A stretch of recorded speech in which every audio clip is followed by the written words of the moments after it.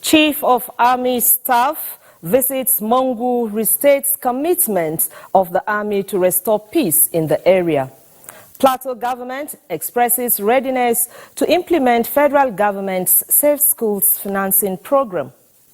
Hydropower Producing Areas Development Commission commences construction of mobile police barracks in Plateau State. We are glad to have you join us on Panorama today. I am Felicia Daliop Samaila.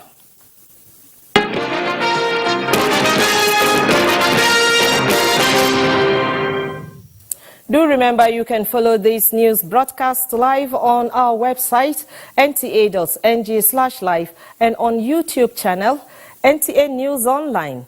You can also visit our Facebook page, NTA Network News, and other social media handles showing on your screen. The Nigeria Center of Disease Control, NCDC, says there is no trace of animal to human transmission of anthrax in the country. The head of One Health Division of the NCDC, Dr. Nasir Ahmed, says the organization is vigilant and monitoring the situation in Suleja, where the first case was directed.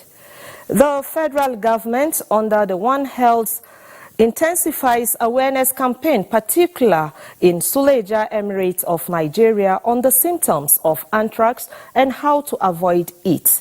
Emir of Suleja, Mohammed Awal Ibrahim, has also mobilized district heads to report any case of animal mortality in their domain and avoid consuming the meat without verification from veterinary officers.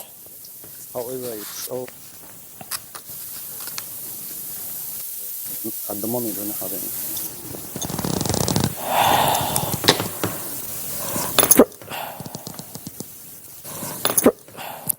The presidency has reacted to what it calls the laughable and bland statement by former Vice President and People's Democratic Party presidential candidate in the last election, Alhaji Atiku Abubakar.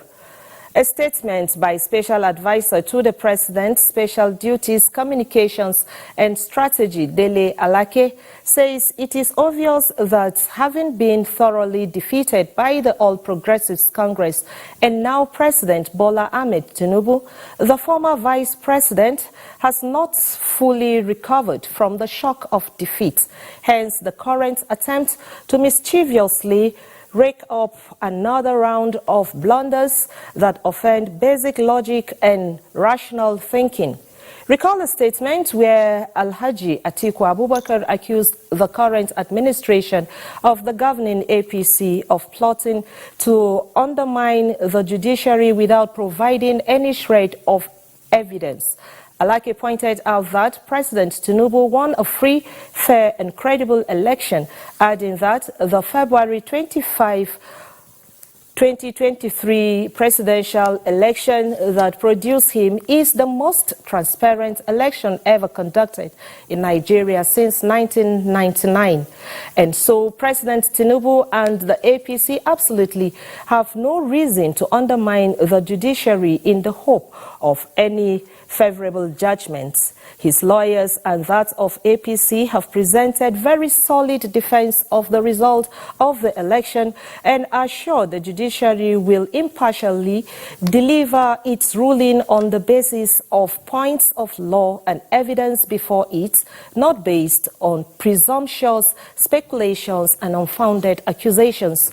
The statement urges Atiku Abubakar to be honorable enough as a statesman to allow the judiciary perform its sacred duty without harassment, and this results to self-help, attempting to discredit an important institution of the state. Chief of Army Staff, Major General Taurid Lagbaja, has assured that the special troops deployed to Mangu local government area of Plateau State under his command will stamp out every form of insecurity and bring peace and stability to the troubled areas. He said this while flagging off the special operation Hakorin Damisa 4 in Mangu. Priscilla Grumnan reports. On assumption of office, the Chief of Army Staff, Major General Taurid Lagbaja, in a bid to tackle the incessant attacks and unrest ravaging communities in Mangu local government area, deployed 300 soldiers to conduct special operations in the area. Launching the special operations Hakorin Damisa 4, literally translated as Operation Leopard's Tooth 4, the Chief of Army Staff charges the troops to be alive to their responsibility by ensuring that lasting peace is restored to the troubled communities, advising them to work by the rules of engagement of the Nigerian Army. I ask for the cooperation of all stakeholders in Plateau with the troops. Give them information, trust them, respect them. They will respond. Within a short spell, you can see that the situation in Mangu has been brought under control. At an interactive meeting with key stakeholders, including traditional rulers, leaders of various associations, Major General Lagbaja was emphatic on the need for the people to sheath their sword, forget the past, and resolve to live in peace with one another. He also warned that those in possession of small arms and light weapons must submit them, or else the military will deal decisively with such persons. The communities expressed optimism that the visit of the Chief of Army Staff will bring relief to them. In Jos, Priscilla Grumnan, NTA News.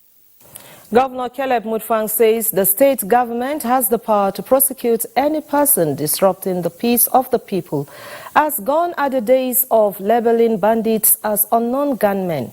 He stated this while receiving the General Officer commanding 3 Division of the Nigerian Army and Commander Operation Safe Haven in Government House, Jos. Grace Akwe-Kotip reports. The visit of the General Officer commanding the 3 Division followed security challenges in parts of Plateau State. Major General Abubakar explained that based on his antecedents in peace mission in the northeast and other parts of the country, the case in Plateau will be tackled, especially with the huge support of troops and logistics that have been supplied by the Chief of Defense and Army Staff. The strides that you have taken, you have visited Army headquarters, you have also been to the Defense headquarters to meet with the Chief of Defense Staff. These are signs that you are highly interested in the security of the state and you want to, as quickly as possible, bring the crisis to an end so that we can forge ahead. We need to do.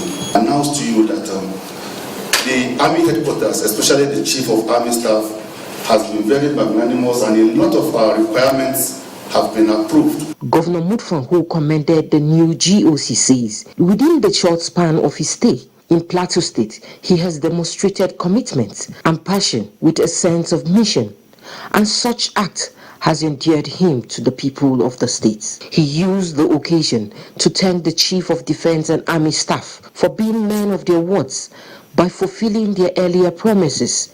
He disclosed that in the last 10 years, the criminals have not been arrested and prosecuted. We have seen very positive moves by the military to be able to arrest this situation on the plateau. And we are confident that your tour of duty on the plateau will become one of the medals that will be attached to your chest by the time you leave service. Governor Mutfwang promised to create a conducive environment for the security forces to operate smoothly. In Jos, Grace Akwe-Kotip, NTA News. Still on security, as part of measures to tackle security challenges in Plateau State, the Hydropower Producing Area Development Commission has commenced the construction of a mobile police barracks in Gashish, Barkinladi local government area of the state. The managing director of the commission, Abubakar Sadiq, says this during an on-the-spot assessment of ongoing work at the barracks. Ndenyang Andayabagyang has details. Banjul local government area is among the hydropower producing areas facing security challenge. The construction of the mobile police barracks in the area is one of the projects requested by the community so as to boost security around the hydro area. The project on completion will go a long way to addressing the housing deficit of security personnel often deployed to the communities. He said the construction of the mobile police barracks will gulf more than 300 million naira and has the capacity to accommodate about 150 security personnel. The project is about 70% completed. We are hoping, by the grace of God, once the project is completed, once the personnel, the security personnel, are moved to this compound, issue of communal challenges will be a matter of the past. Plateau State Governor Caleb Mufwang, who had earlier received the managing director of the commission, Abubakar Sadiq Yelwa, said government is creating a conducive environment that will promote peace and development in the state. Reassure you that we will work together to fulfill your mandate because it benefits our people. I will continue to ask you that in your recruitment, continue to be fair, continue to be just, and make sure that every member state of Hyperden, gets its due, as it were. And I'm sure when you do that, you will leave your footprints on the sands of time. They applauded the governing council of the commission for embarking on the project and called for more interventions in the communities. In Jos, Ndenyan and Abagyang, NTA News. In other news, Plateau State government has expressed readiness to work towards the implementation of the federal government Safe Schools Financing Initiative. Governor Caleb Mutfwang says this while receiving members of the technical team of the project on an assessment visit to the state. Priscilla Grumnan reports. Safe Schools Financing Plan is 144 billion naira initiative project of the federal government aimed at providing safer schools and learning environment from terrorist attacks across the nation, with an implementation plan between 2023 to 2026. National coordinator of the program, Halima Ilya, says key players, including the government, Ministry of Education and security agencies, make up the technical working committee responsible for the implementation of the project. The project coordinator says this will cover 50% of the most vulnerable schools across the nation for the special intervention and protection from attacks. Plateau State is selected as one of the pilot states. So we sent letters earlier for the states to take ownership of the project by way of selecting the most impacted schools. Governor Caleb Mutfwang, represented by the Secretary to the Government of the State, Samuel Jatau, describes the project as laudable and timely considering the prevailing security situation in the state. He says the government is willing to support the program as it will improve enrollment and retention of students in schools. I have quite a number of the schools that will need that kind of intervention, and we're happy to have you here.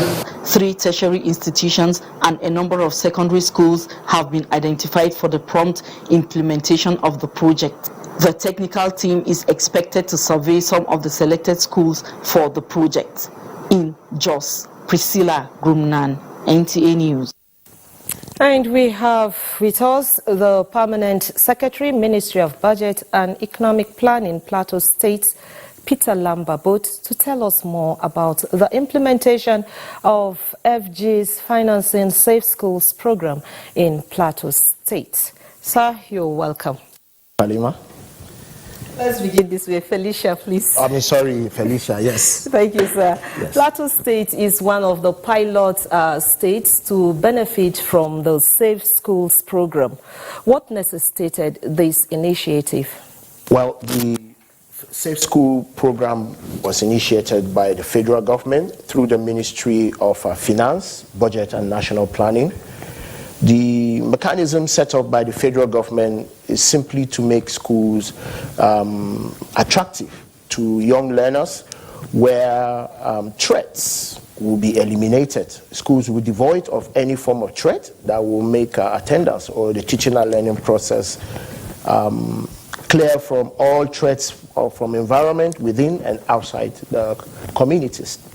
And therefore, the federal government, through that Ministry of Finance and National Planning, thought it wise to have that initiative also not only to federal schools, but to state schools and schools within the local governments of the federation.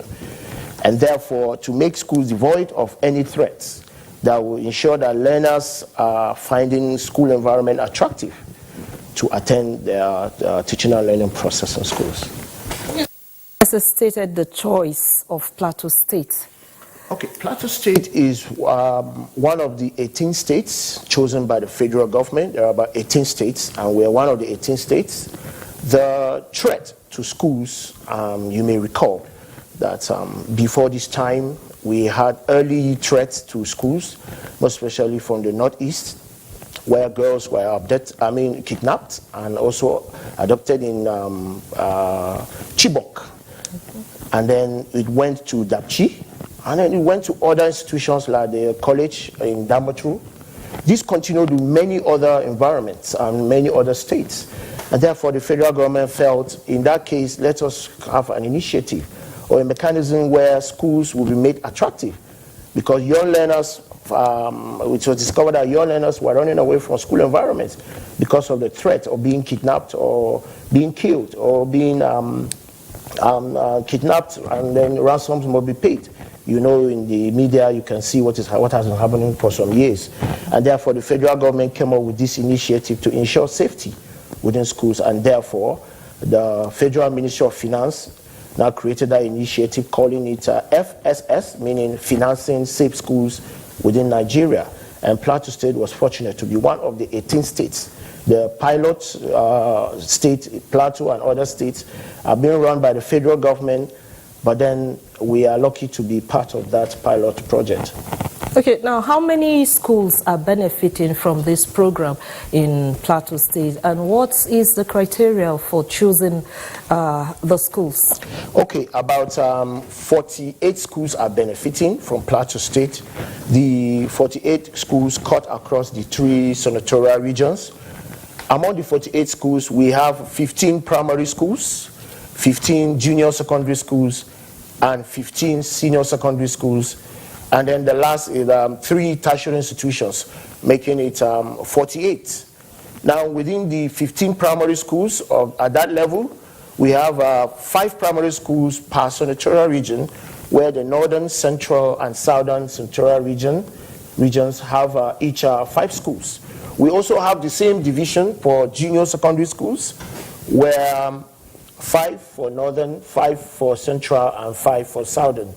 For senior secondary schools, we have the same number as 5 for central, 5 northern, and 5 for southern. But for the tertiary institutions, we have only 3. That is 1 per senatorial zone.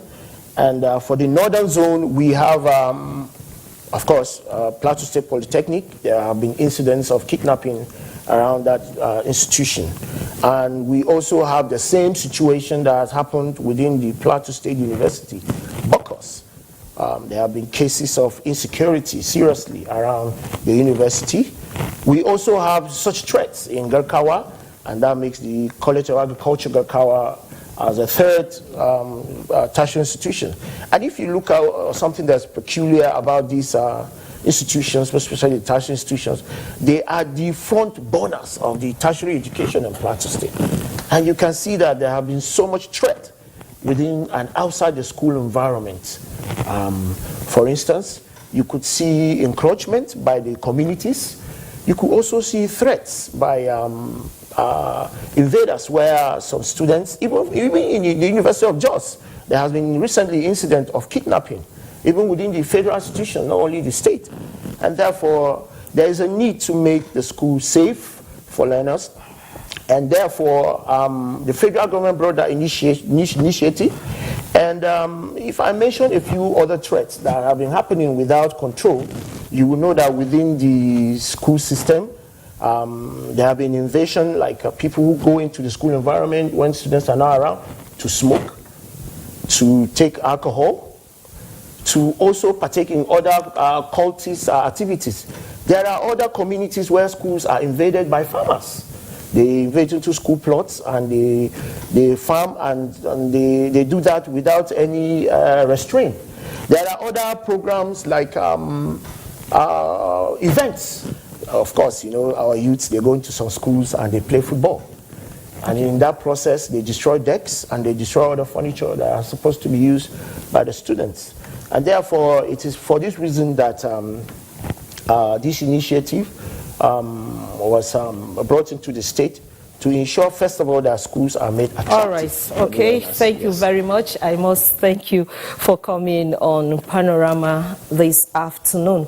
Thank you very much, sir, for your time. You're welcome. Panorama continues after the break. Stay with us.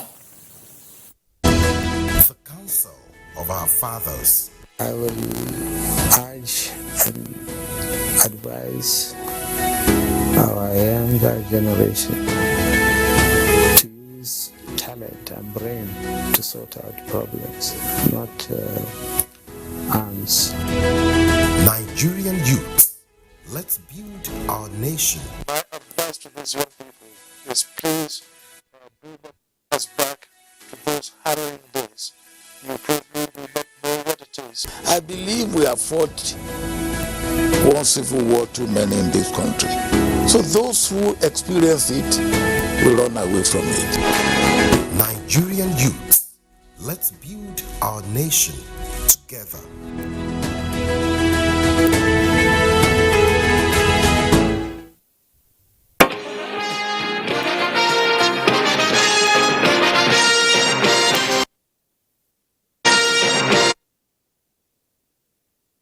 Come back. Governor Caleb Mutfwang says his administration will stop at nothing to rid the state of criminal elements to retain its status of home of peace and tourism. He stated this when he received the Labour Party presidential candidates in the 2023 general elections, Peter Obi, at the Government House, Little Rayfield. Grace Akwegotip reports. The Labour Party presidential candidate Peter Obi says he is in Plateau State to condole with the government and people of the state over the incessant attacks in communities. He says Plateau State remains dear to him and it is time to put party politics aside and focus on efforts that will reduce the sufferings of the people. So your Excellency, I don't want you going to be assured I'll be part of it.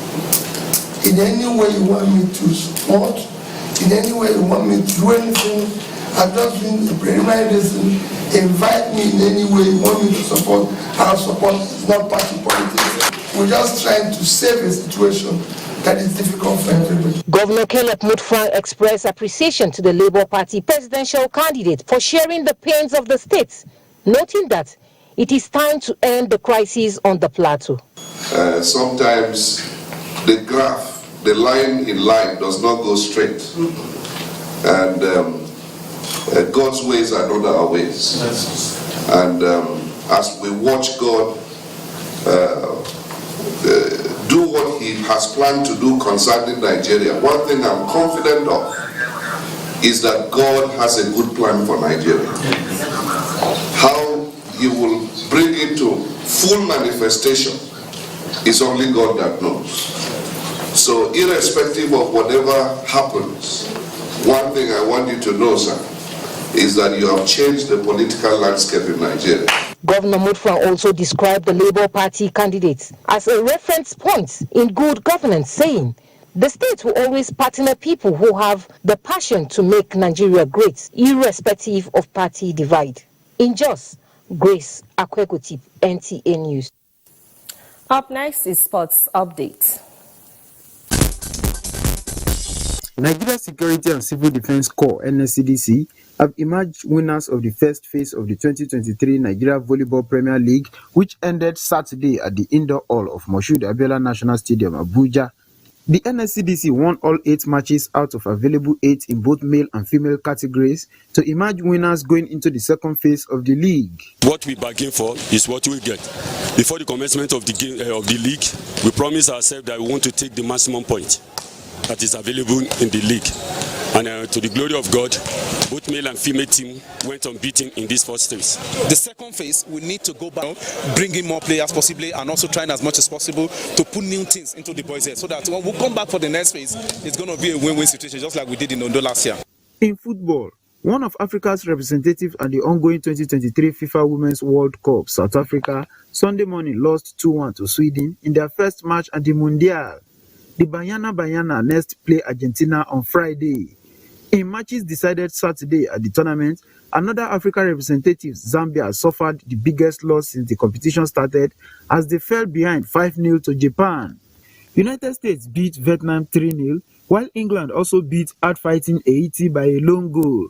Bayer Leverkusen have confirmed the signing of the 2022-2023 Europa League top scorer, Victor Boniface from Union Saint-Gilloise. The Bundesliga club confirmed the signing of the Nigerian striker on Saturday on their website. Boniface signed a 5-year deal to end his sojourn in Belgium. The striker finished as Europa League top scorer last season alongside Marcus Rashford with 6 goals. He scored 22 goals in all competitions for Union Saint-Gilloise in the 2022-2023 season and has been handed the number 22 jersey ahead of the 2023-2024 Bundesliga season. With sports updates, Olalekan Kelajolu, NTA News.